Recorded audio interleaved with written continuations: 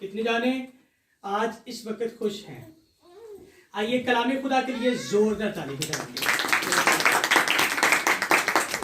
خداوند یسوع مسیح کے عظیم جلالی معتبر قدوس اور فتح مند مبارک نام میں خدا کا خادم پاسٹر عارف رضا گیل آپ سب کی سلامتی چاہتا ہوں، اور میرا دل نہایت خوشی سے شادمان ہے کہ خداوند نے آج مجھے اس گھر کے اندر اتارا تاکہ ہم سب مل کر کلام خدا کی خوبصورت سچائیوں کو سیکھ سکیں، سمجھ سکیں اور کلام کے مطابق اپنی زندگی کو بسر کر سکیں۔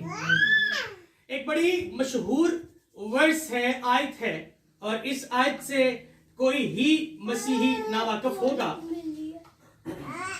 متی کی انجیل 18ویں باب کی 20ویں آیت کے اندر لکھا ہے، کیونکہ جہاں 2 یا 3 میرے نام پر اکٹھے ہیں وہاں میں ان کے بیچ میں ہوں۔ یہی ہماری آج کی مرکزی آیت ہونے والی ہے، اور آج اس خوبصورت آیت پر ہم لوگ بات کریں گے، سیکھیں گے اور جانیں گے کہ خداوند یسوع مسیح نے ان لفظوں کو یہاں پر کیوں قلم بند کروایا کہ جہاں 2 یا 3 میرے نام پر جمع ہوں میں ان کے درمیان میں موجود ہوں۔ اس بات کو آسانی کے ساتھ سیکھنے کے لیے ہمیں تھوڑا نہیں بلکہ بہت پیچھے جانا ہوگا، اور بہت پیچھے اس جگہ کا نام ہے باغ عدن۔ کیا جگہ کا نام ہے؟ باغ عدن۔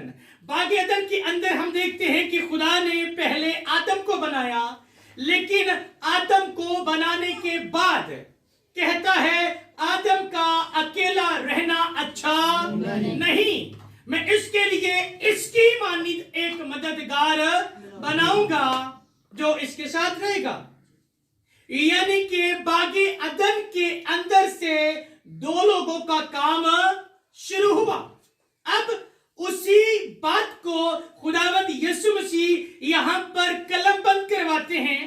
یہاں پر 2 چیزیں ہیں جو سیکھنے والی ہیں۔ پہلی بات کہ باغ عدن کے اندر خداوند نے 2 لوگوں سے تخلیق کائنات کا آغاز کیا، اس کو شروع کیا، اور پھر ان 2 لوگوں کو برکت دی، پلو بڑھو، پھلو پھولو اور زمین کو معمورو محکوم کرو۔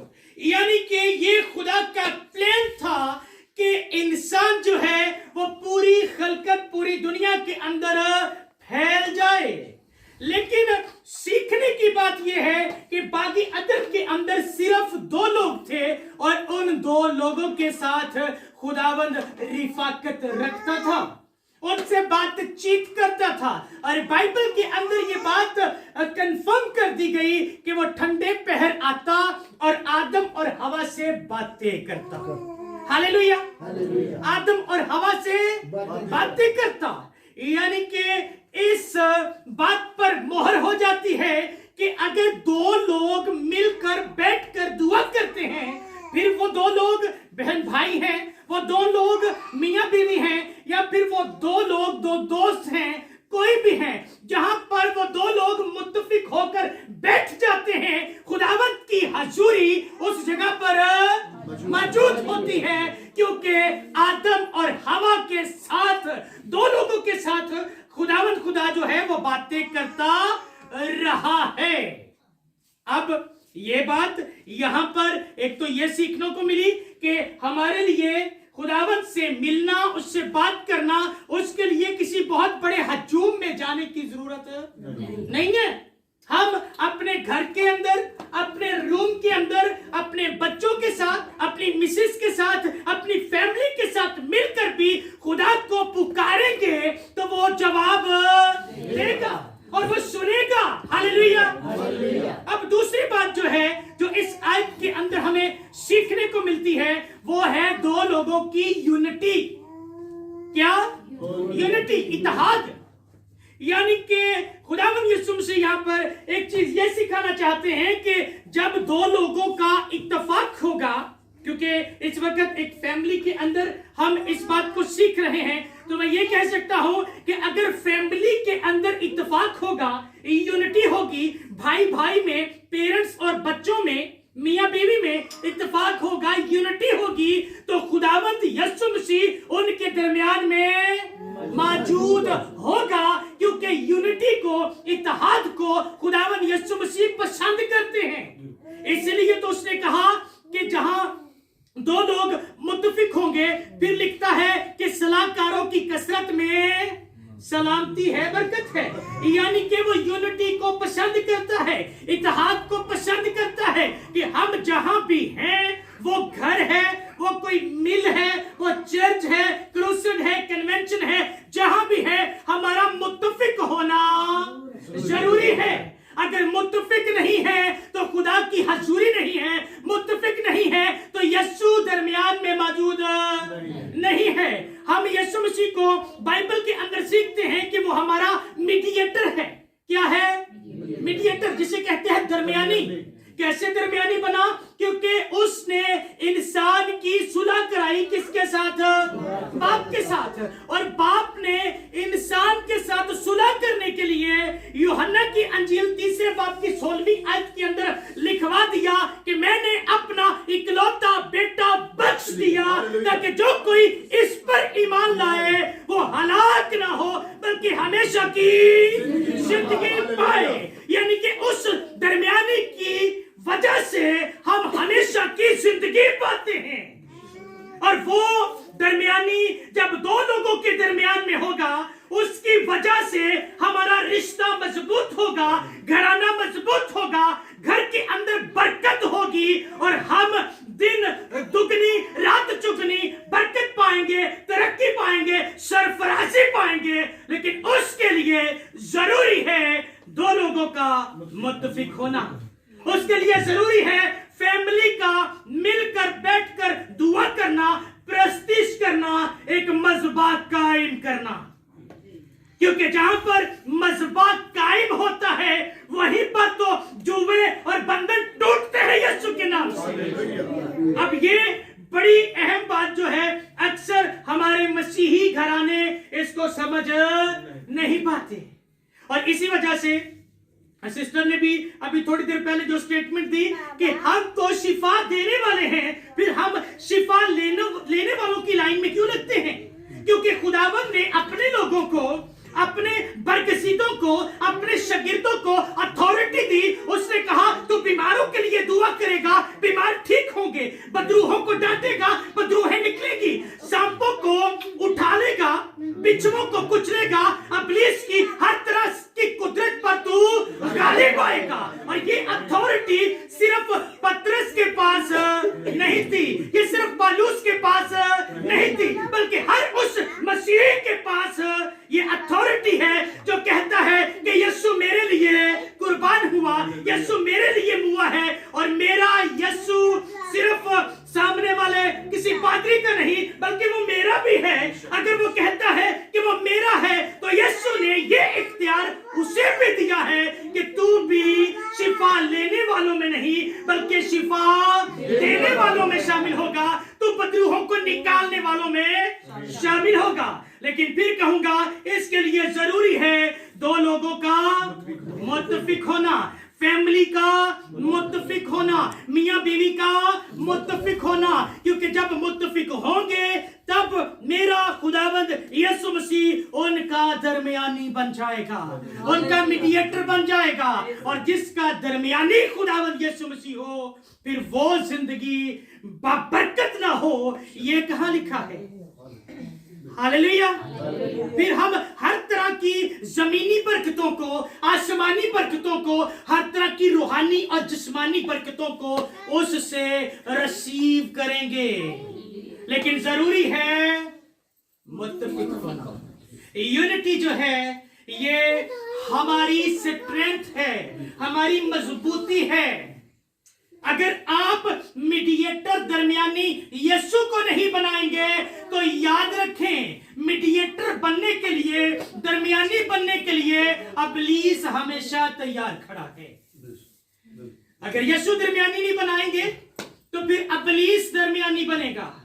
کاش کہ आदम और हवा के दरमियान में जो यूनिटी थी, जो इत्तेहाद था, अगर वो इत्तेहाद बरकरार रहता तो उनके दरमियान में कभी भी इब्लीस ना आता और ना ही आकर जो है वो हवा के कान में कुछ कहता और ना ही हवा उस फल को देखती और ना ही कहती देखने में अच्छा है, खाने में कितना मजेदार होगा। अगर मौका ना दिया होता तो आज शायद हम लोग यहाँ पर ना होते। नस्ल तो बढ़नी थी लेकिन बागे अदन के अंदर।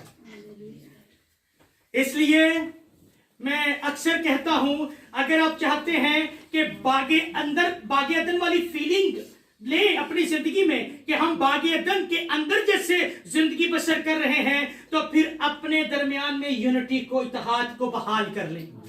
खानदान के अंदर यूनिटी होगी तो आपको लगेगा कि मेरा खानदान बागे अदन है। फिर खुदावंद की हजूरी यहां पर होगी, खुदावंद की मेहमा जब जहां पर होगी तो फिर डेफिनेटली उसकी हजूरी भी यहां पर होगी, क्योंकि मेरा खुदावंद अपने बातों में सच्चा है, सादिकुल कौल है। उसने कहा जहां सांस और आवाज मिलते हैं वहां पर मेरी हजूरी मौजूद होती है। अब सांस और आवाज मिलेंगे, यहाँ पर बचेंगे खानदान के अंदर, तो ये मुमकिन नहीं है कि उसकी हजूरी ना हो।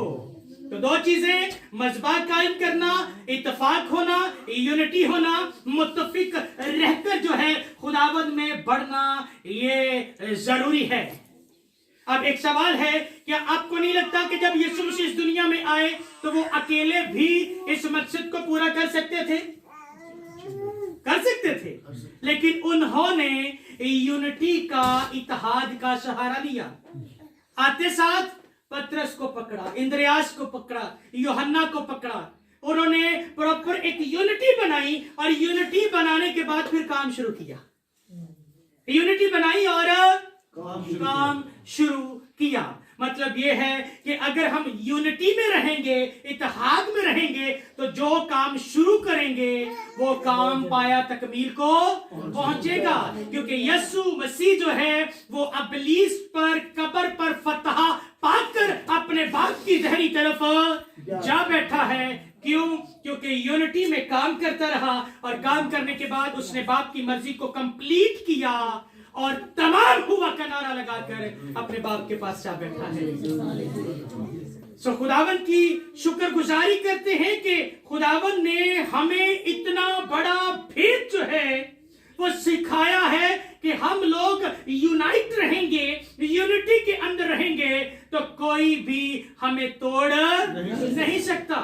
हम सब बाशऊर पढ़े लिखे लोग हैं और 5वीं 6वीं क्लास तो सारे ही कंप्लीट करके निकले होंगे। वहां पर हम वो उसकी मिसाल देखते हैं जिसके बेटे थे, उसने लकड़ियां तोड़ने की मिसाल दी। इत्तेफाक में बरकत है। सो इत्तेफाक में बरकत है। शायद हम उस कहानी को 5वीं किताब की, उर्दू की किताब की एक कहानी तक समझते हैं, लेकिन वो कहानी जो है वो बाइबल के अंदर से ली गई, क्योंकि बाइबल कहती है इत्तेफाक में बरकत है। इसलिए कहानियां सबक देती हैं और उन सबकों को, उन लेसन्स को जब आप अपनी जिंदगी में लेते हैं तो सिर्फ सुनने की हद तक नहीं रखना, बल्कि उन पर अमल करना है और अपनी जिंदगी में वो करके दिखाना है। हालेलुया। यीशु मसीह ने हम सबको कहा कि सलीब उठाओ, कहा ना? क्या उसने खुद भी उठाई? उसने कहा अपनी खुदी का इनकार करो। क्या उसने खुद भी किया? उसने कहा अपने बहनों भाइयों से, माँ बाप से ज्यादा अगर कोई मुझे अजीज रखेगा, यानी कि उनको अजीज रखता है, तो मेरे लायक नहीं है। क्या उसने भी अपने बहनों भाइयों से ज्यादा अपनी कलीसिया, अपने लोगों को अजीज रखा। उसने कहा, जब शागिर्द आते हैं कहते हैं तेरे माँ और बहन भाई बाहर खड़े हैं, उसने कहा केड़े भैन भरा? ऐने मेरे भैन भरा जिन्हें कलाम सुनते ने ते एंदे ते अमल करते ने। सो खुदावंद यीशु मसीह ने जो कुछ हमें करने के लिए कहा उसने खुद पहले करके दिखाया। हालेलुया। इसलिए आज हम लोग सीख रहे हैं कि यूनिटी का होना, इत्तेहाद का होना बहुत जरूरी है। और जब इत्तेहाद होगा तो इसी हवाले की पहली वर्ष कहती है कि जब दो लोग मुत्तफिक होकर जो कुछ जमीन पर बांधेंगे आसमान पर बंधेगा, जो कुछ खोलेंगे आसमान पर खुलेगा। तो यूनिटी में इतनी ताकत है कि हम आसमान को खोलने और बंद करने की कुदरत रखते हैं। इसलिए यूनिटी का होना बहुत जरूरी है। सो खुदावंद आज के इस खूबसूरत कलाम के वसीला से आप सबको बहुत बरकत दे। और आखिर में फिर कहूंगा, खानदान की यूनिटी ही आपकी तरक्की का राज है। आप खुद अपने घर को जन्नत बना सकते हैं और इसे दोज़ख में भी तब्दील कर सकते हैं। यूनिटी नहीं है तो लड़ाई झगड़ा, गुस्सा, तफरके, जुदाइयां, बीमारियां, ये सब कुछ आएंगी। लेकिन यूनिटी है, इत्तेहाद है, तो अगर कोई आजमाइश आती है तो मिलके आप सब मुकाबला कर सकते हैं। हालेलुया। तो खुदावंद इस कलाम के वसीला से आप सबको बहुत बरकत दे। कलाम खुदा के लिए एक बार फिर से जोरदार ताली बजाएं।